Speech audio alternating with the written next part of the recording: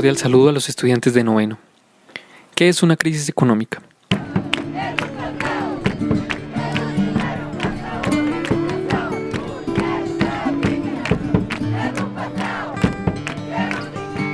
Bueno, lo primero es que esta palabra se repite en los medios de comunicación, en especial en las secciones de economía. Se habla que el mundo, América Latina y Colombia podrían estar en una crisis económica al finalizar este año o en el siguiente. Lo primero, recordemos el titular que acompaña la entrada de esta clase. La economía mundial va rumbo a su peor recesión desde 1930. Bien, lo primero, la palabra recesión. ¿Qué será eso de recesión? Bien, la recesión tiene que ver con retroceder, disminuir, falta de fuerzas. Entonces podemos decir que la recesión es un retroceso de la economía, una disminución de la economía o, en unas palabras un poco más metafóricas, la falta de fuerzas en una economía. Bien, en una cuestión más técnica o más elaborada podemos decir que es la disminución de las actividades económicas en un periodo de tiempo. Entonces, los organismos encargados de las mediciones de las estadísticas tienen que determinar si la economía tiene valores negativos en 2 trimestres consecutivos. Bien, ¿todas estas cosas nos resultan familiar? ¿Será que hemos escuchado algo en los medios de comunicación? ¿Podríamos estar viviendo un retroceso, una disminución de las actividades económicas? ¿Será que hay muchos sectores paralizados? ¿Será que hay muchas personas que no están ejerciendo el trabajo que normalmente realizaban?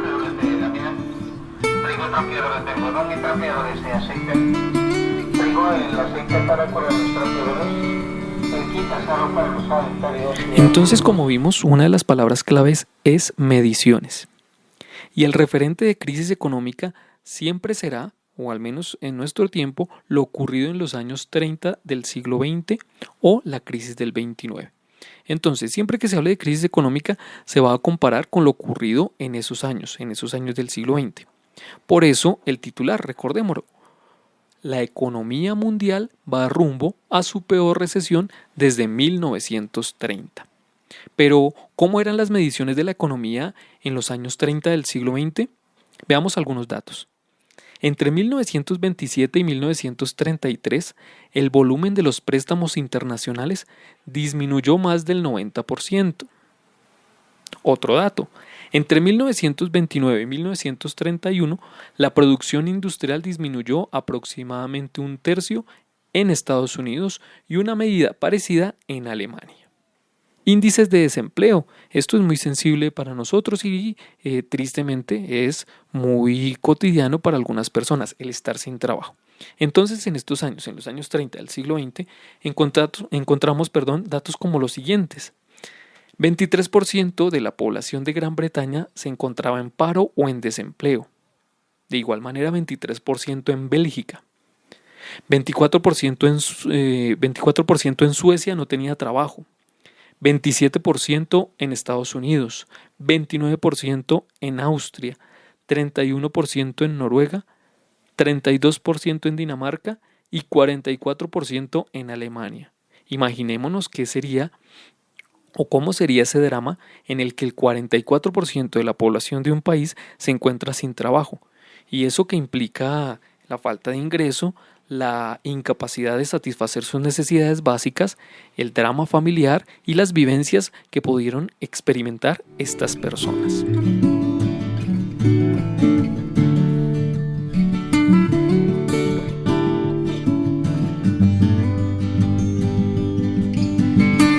Ahora bien, ¿por qué ocurre una crisis económica? Miremos algunas causas. La primera, la demanda insuficiente. Aquí, en términos económicos, vamos a entender demanda como esa capacidad o ese estar dispuesto de las personas a comprar bienes y servicios. ¿Por qué esas dos palabras? Porque una cosa es que la persona esté dispuesta a comprar un bien, una mercancía, algo, pero otra que tenga la capacidad de hacerlo o el dinero. Entonces acá estamos hablando de plata, de ingreso, de dinero. Y entonces encontramos que en una crisis económica las personas no tienen con qué comprar bienes y servicios, mercancías, materiales y demás. Esa es entonces la primera causa de una crisis económica, el no poder comprar bienes y servicios. En segundo lugar, tenemos una sobreproducción y esto está íntimamente relacionado con el punto anterior. Entonces, imaginémonos que ustedes tienen una fábrica de pantalones, ¿bien? Y llega un punto en que las bodegas de esa fábrica de pantalones tienen tantos pantalones que no han vendido. Y entonces eso era lo que ocurría en el mundo en los años 30. Las empresas tenían mucha producción acumulada que no lograban vender. Y como vimos en el punto anterior, pues las personas no tienen esa capacidad adquisitiva, ese dinero, esa plata para comprar los bienes que estaban produciendo cierta empresa o cierta fábrica. Bien, en tercer lugar, y como consecuencia del anterior, si esa fábrica de pantalones tiene sobreproducción y no está vendiendo sus pantalones, ¿qué hace? Paraliza la producción. Entonces el tercer aspecto es parálisis de la producción. En nuestro ejemplo, tengo muchos pantalones.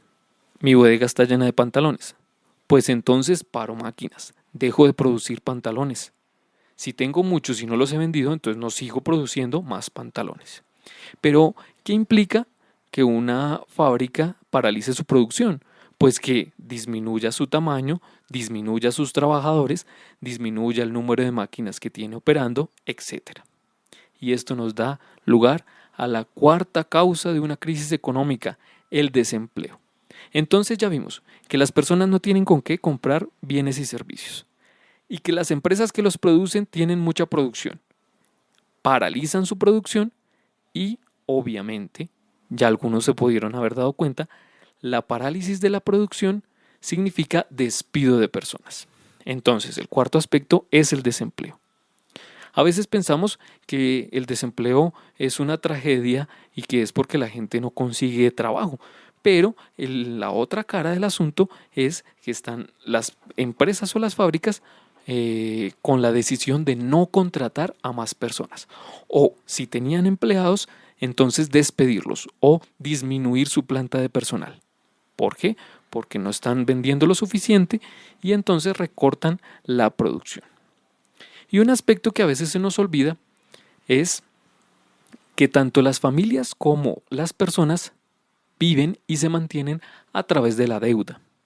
La deuda puede ser en términos muy abstractos para nosotros que un país se endeude con un organismo internacional, con otro país o con el sistema financiero de su propio país, hasta la familia la cabeza de familia que se endeuda en la tienda o que pide un préstamo en el banco.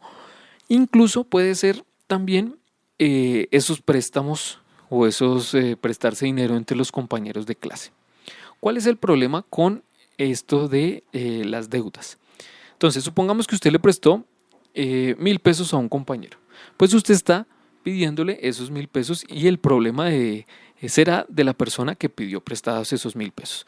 Pero supongamos que usted tenía 100,000 pesos y se los prestó a un compañero. El problema ya no es del compañero al cual usted le prestó esos 100,000 pesos. El problema ya es suyo porque esa persona no tendrá la capacidad de pagarle a usted. Entonces, llega un punto en la economía que está tan endeudada que las personas que tienen esa deuda, por más que quieran o por más que cuenten con algún trabajo, no pueden pagar esas deudas. Entonces, imaginémonos un punto en el que ya adquirimos tantas deudas que los ingresos que nos van a llegar no sirven o no alcanzan para cubrir nuestras deudas. Eso se conoce y sería el quinto aspecto como la crisis de la deuda.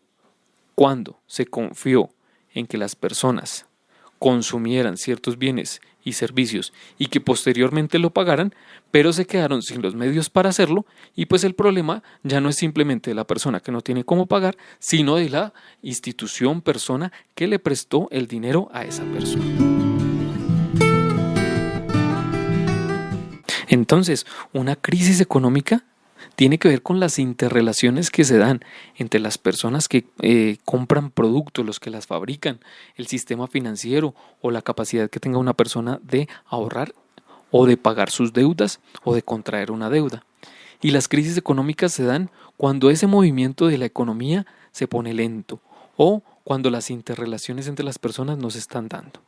Por eso, si la mayoría de las personas está en un confinamiento, está en sus casas sin poder tener una actividad productiva, lo más probable es que se estén dando pasos en el sendero o dando pasos para llegar a una situación de crisis económica.